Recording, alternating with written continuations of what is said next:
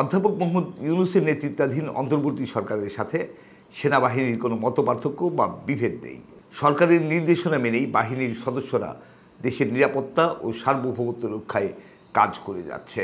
সোমবার দুপুরে ঢাকায় সেনা সদরে আয়োজিত এক সংবাদ সম্মেলনে সেনা সদরের মিলিটারি অপারেশনস পরিদপ্তরের পরিচালক ব্রিগেডিয়ার জেনারেল মোহাম্মদ নাজিমুদ্দৌলা এ কথা বলেছেন।